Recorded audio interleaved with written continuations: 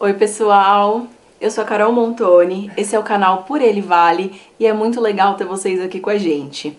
Eu sou mãe do Valentim, uma criança com paralisia cerebral, e a gente criou esse canal pensando em trazer um pouco mais de informação a respeito da paralisia cerebral, da maternidade atípica. Então, se você gosta desse assunto, se inscreve aqui no canal e vamos junto construindo toda essa jornada. Também curte o vídeo, que isso ajuda muito a gente nesse engajamento. Compartilha com quem você acha que também vai se interessar por esses assuntos. E não se esquece de comentar aqui no vídeo o que você tá achando, se tem alguma coisa que você quer que a gente conte, que eu tenho certeza que vai ser muito legal ter a participação de vocês. Hoje a gente vai conversar sobre um assunto que faz parte de tudo que a gente vive, de certa forma. E por mais que a gente já tenha falado sobre isso aqui no canal, a gente nunca trouxe como tema principal do vídeo. Paralisia cerebral. Eu vou falar para vocês o que é a paralisia cerebral, quais são as causas dela, o que ela faz no corpo e principalmente quais são os acompanhamentos. Acho que a gente pode começar dizendo que a paralisia cerebral não é uma doença, é uma condição neurológica não progressiva, ou seja, ela não piora com o tempo. Algumas vezes, com o passar do tempo, o crescimento da criança, ela vai se manifestando de formas diferentes, tá? Apresentando outros sintomas, mas isso não necessariamente significa que é uma progressão dessa condição neurológica, tá?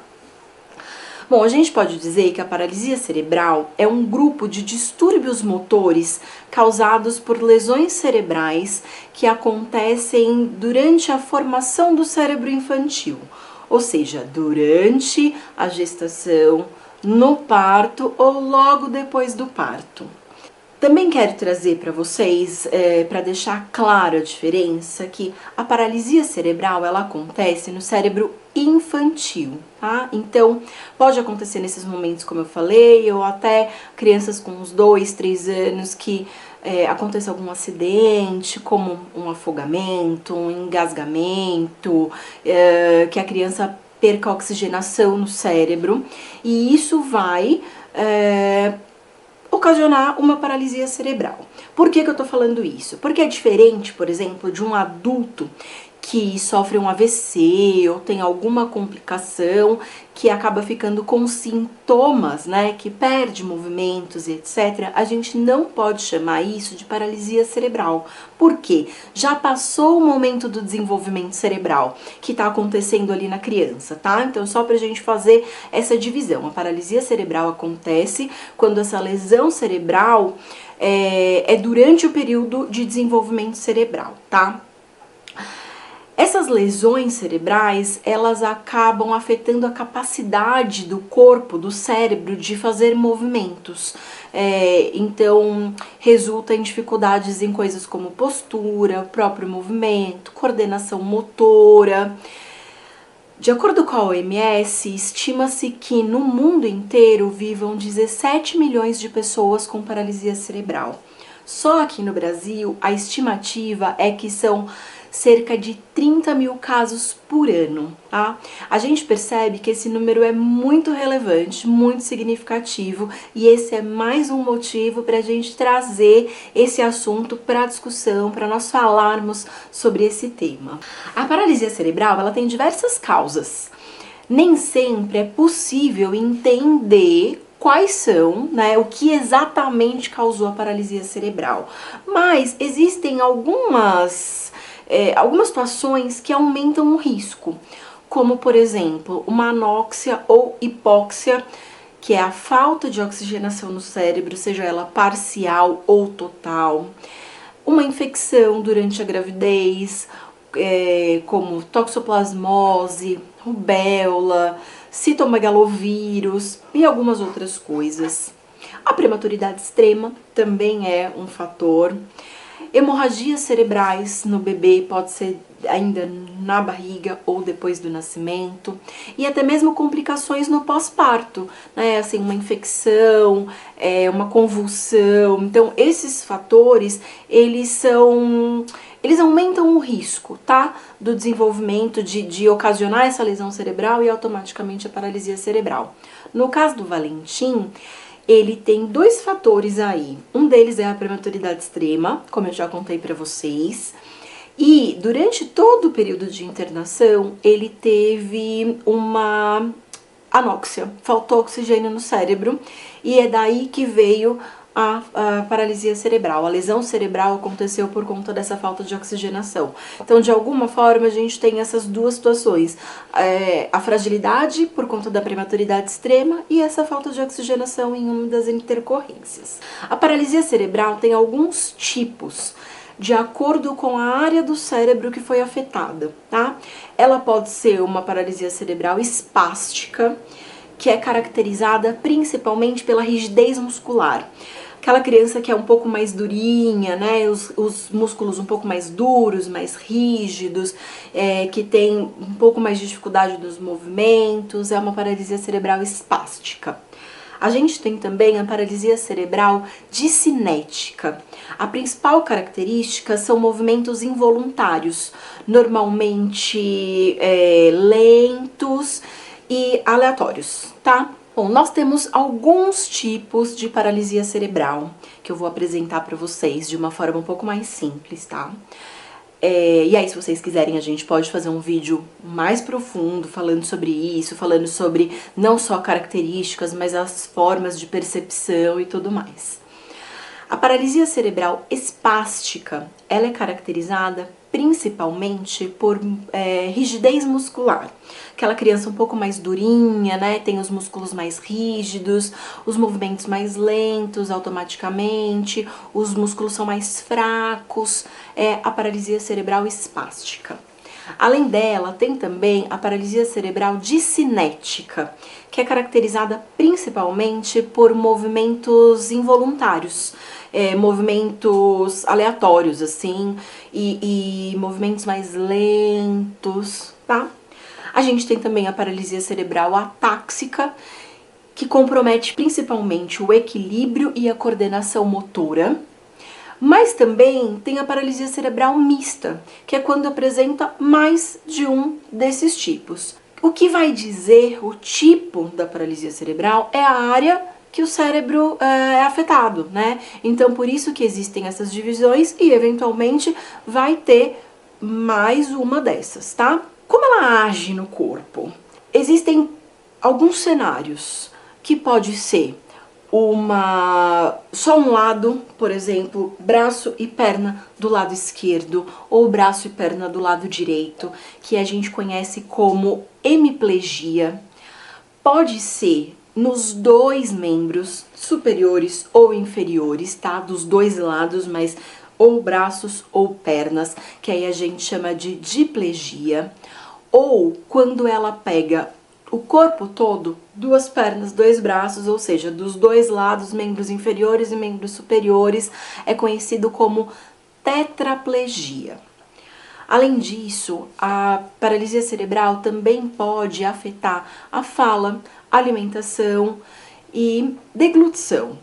Porque vale a gente pensar que, como a gente está falando de dificuldade motora, né, muscular, coordenação, toda essa parte, boca, língua, maxilar, também tem a função muscular envolvida nessas atividades, de comer, engolir. Então, por isso que normalmente tem questões relacionadas à fala e alimentação. A PC também pode vir junto com algumas outras complicações, algumas outras condições, digamos assim, como epilepsia ou alguns distúrbios de fala, de visão, de cognição.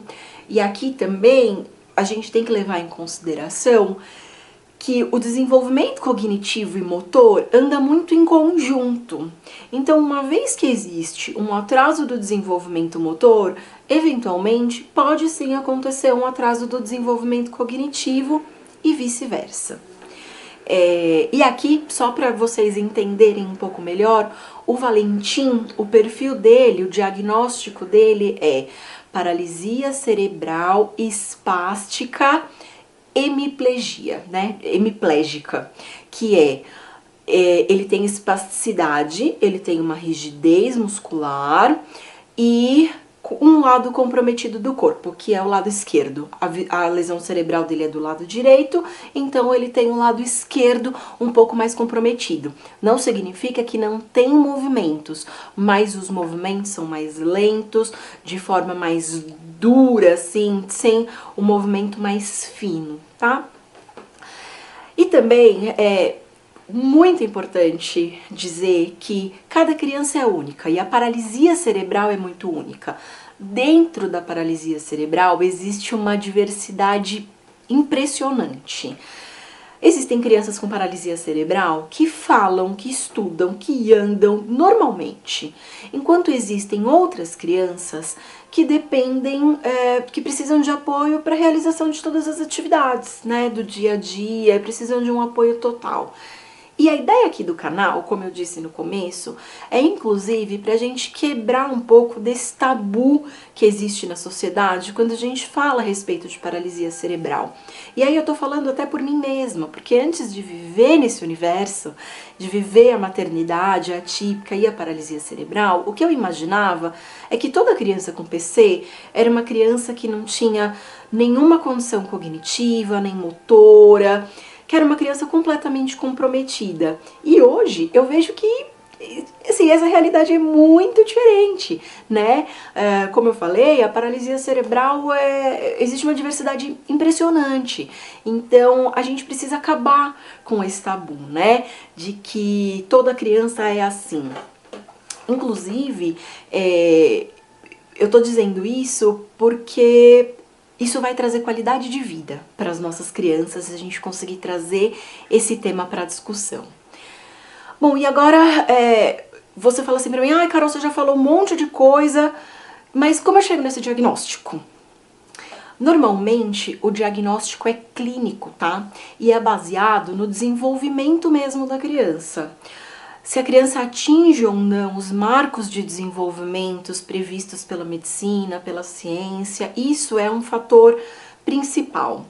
A ressonância magnética também é um exame de apoio, porque ela pode mostrar se tem alguma lesão cerebral ou não, mas o primeiro olhar, o primeiro momento é um exame clínico mesmo. Então a minha dica é, se você notou alguma coisa, percebeu que não tá fazendo, ou que tá fazendo diferente, aquele movimento, fala com seu pediatra. Nesse caso, é melhor pecar pelo excesso do que pela falta. Claro, sempre lembrando que cada criança tem o seu tempo, né? Que cada criança vai fazer determinada coisa naquele momento específico, mas vale a gente ficar de olho. Às vezes passou muito, percebeu uma coisa diferente, vale conversar com o médico, porque uma vez que o diagnóstico seja feito, essa criança vai ser encaminhada para fazer um acompanhamento multidisciplinar, com algumas terapias, alguns acompanhamentos médicos mesmo, como por exemplo, terapias, varia muito, tá? Como eu acabei de falar, vai depender de acordo com a necessidade de cada criança. Mas fisioterapia, fonoaudiologia e terapia ocupacional normalmente faz parte do pacote básico. Inclusive tem um vídeo aqui no canal já falando sobre as terapias, o que cada uma delas faz, como funciona, assiste lá que tá bem legal também. Além das terapias, alguns médicos são fundamentais, como o neurologista, com certeza. Algumas crianças vão ter demanda de acompanhamento com fisiatra, ortopedista, oftalmologista, aí vai depender mesmo do comprometimento que cada criança tem e do desenvolvimento, tá? Agora, já encaminhando mais para o final do vídeo, eu quero falar para vocês sobre a importância desse diagnóstico precoce e dos estímulos.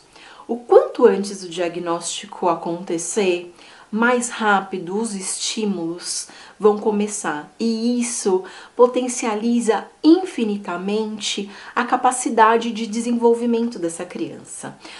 Porque vamos pensar que, além de tudo, a criança tem uma neuroplasticidade incrível, que é a capacidade do cérebro de se reorganizar, digamos assim. Médicos que estão me assistindo, por favor, não me matem.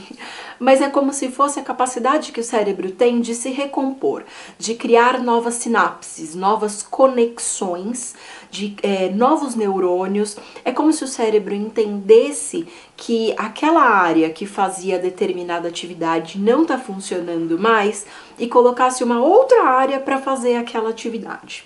Falando de forma muito simplista, tá? Mas essa neuroplasticidade na criança é muito maior do que no adulto. Por isso, quanto antes essa criança for exposta a esses estímulos, muito maior é a possibilidade dela alcançar marcos de desenvolvimentos maiores, tá? Além disso, eu também quero deixar um recado aqui para quem está vendo esse vídeo sobre a importância da rede de apoio para essas famílias que têm esse diagnóstico, que estão nesse processo de diagnóstico. Essa rede de apoio é fundamental, tanto nos aspectos emocionais, para dar o suporte emocional que essa família precisa, quanto para questões práticas do dia a dia, porque a rotina muda muito, as demandas dessa criança são intensas. Isso faz com que o pai, a mãe, enfim, tenham que se reorganizar em relação a tudo para dar conta de todos os acompanhamentos necessários. Então essa rede de apoio se faz fundamental.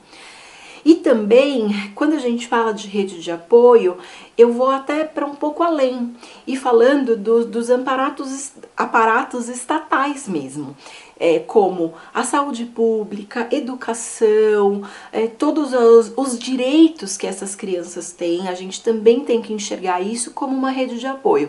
Inclusive, tem um vídeo bem recente aqui do canal falando sobre os direitos das pessoas com deficiência. Se você não viu ainda, assiste lá, que é super importante entender pelo menos os básicos dos direitos que as nossas crianças têm. Vou encerrar o vídeo pedindo para você compartilhar com famílias que convivam com a paralisia cerebral. Comenta aqui no vídeo qual é a sua experiência, né? Se você conhece alguém, se você é pai, mãe ou cuidador de uma criança com PC, conta pra gente como é essa experiência. E também compartilha com aquele seu amigo, né, que conhece você, que conhece seu filho, para ele entender exatamente o que é a paralisia cerebral. Então manda para aquele amigo, para a família, para quem você acha que vai gostar de entender um pouco mais. E vamos assim também disseminando essa informação, dividindo com mais pessoas, que é super importante. Curte o vídeo e fica aqui, se inscreve para o próximo. Um beijo!